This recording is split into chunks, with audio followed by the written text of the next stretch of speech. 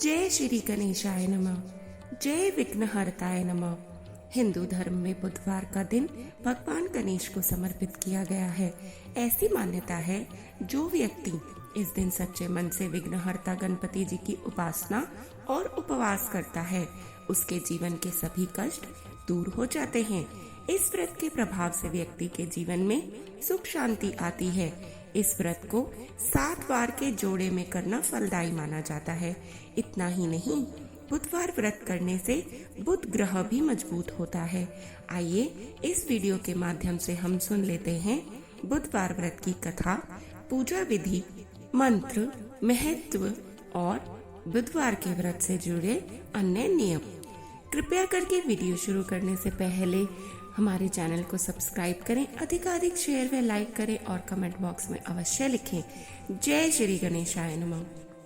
पौराणिक मान्यताओं के अनुसार बुधवार व्रत की शुरुआत किसी भी महीने के शुक्ल पक्ष के बुधवार से कर सकते हैं।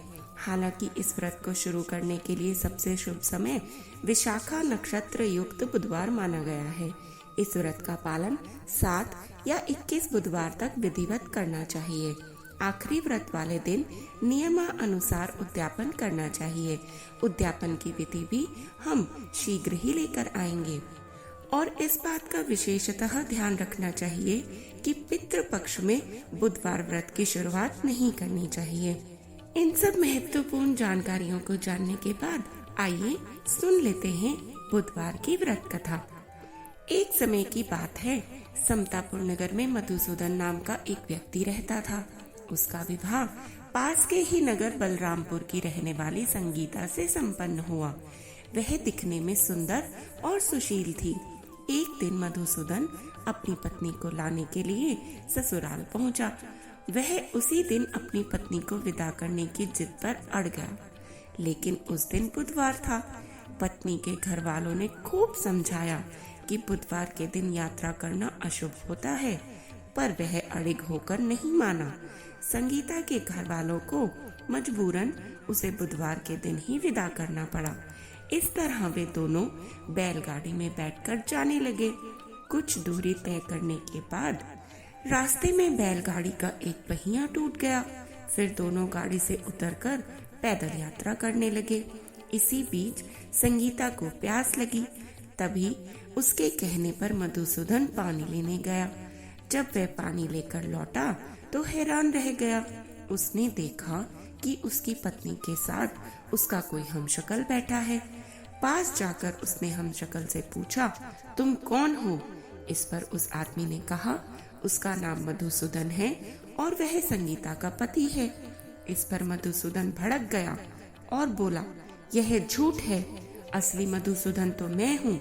मैं संगीता के लिए पानी लेने गया था। इस पर हमशक्ल ने कहा, वह तो पानी लाकर संगीता को पिला भी चुका है। अब इनमें संगीता के असली पति होने को लेकर झगड़ा होने लगा। तभी उस नगर के राजा का एक सिपाही वहां पहुंच गया। उन्होंने संगीता से पूछा कि उसके असली पति के बारे में सवाल किया। तब वह खुद ही दुविधा में थी। इस पर संगीता कोई जवाब न दे पाई। फिर सिपाहियों ने उनको राजा के दरबार में पेश किया। पूरी कहानी सुनने के बाद राजा ने दोनों को जेल में डालने का आदेश दे दिया। घबराया हुआ मधुसूदन इसके बाद बुद्ध देव को याद करके उनसे क्षमा प्रार्थना करने लगा। इसके बाद वहां आकाशवाणी हुई कि मधुसूदन, तुमने संगीता के घर वालों की बात नहीं मानी और बुधवार को यात्रा की। तुम्हारे इस अड़ियल बर्ताव से भगवान बुद्ध देव काफी नाराज हैं। उन्होंने ही ऐसी दुविधा पैदा की है। तब मधुसूदन ने नम्र आवाज में कहा, हे महाराज, मुझसे बड़ी भारी गलती हो गई।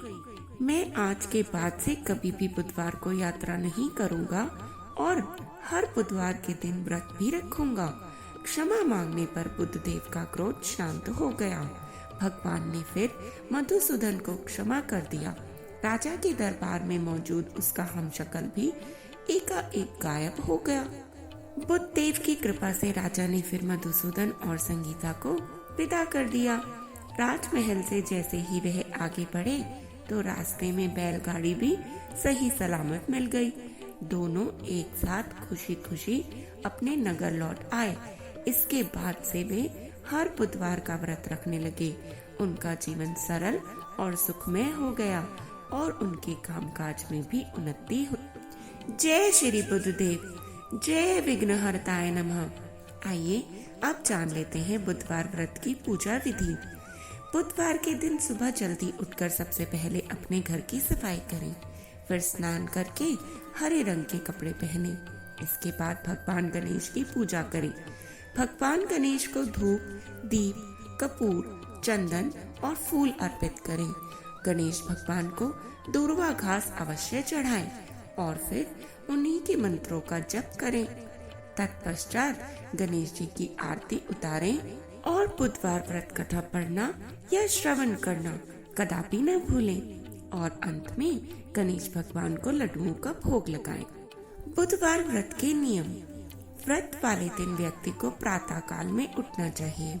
बुधवार व्रत कथा सुनने के दौरान बीच में आसन नहीं छोड़ना चाहिए और ना ही कथा का श्रवण बीच में बंद करना चाहिए।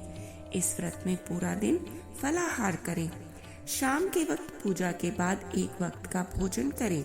बुधवार व्रत में मूंग दाल का हलवा, दही या फिर हरी वस्तु से बने भोजन का ही सेवन करना चाहिए। इस दिन हरे रंग के वस्त्र, फूल और सब्जियों का जरूरतमंदों को दान भी करना चाहिए। आइए अब जान लेते हैं बुधवार व्रत से जुड़ा हुआ मंत्र। ऐसी मान्यता है कि बुधवार के दिन इस मंत्र का जाप करने से व्यक्ति की सभी मनोकामनाएं पूर्ण हो जाती हैं। इस मंत्र का 108 बार जप अवश्य करें। मंत्र इस प्रकार है। ओम एकदंताय विद्महे वक्रतुंडाय धीमहि तन्नो बुद्धि प्रचोदयात्। आइए अब जान लेते हैं बुधवार व्रत का महत्व। मान्यता है कि बुधवार का व्रत करने से सारे काम निर्विघ्न पूरे हो जाते हैं। इस व्रत के पुण्य प्रभाव से घर परिवार में सुख समृद्धि आती है, साथ ही बुद्धि भी तेज होती है।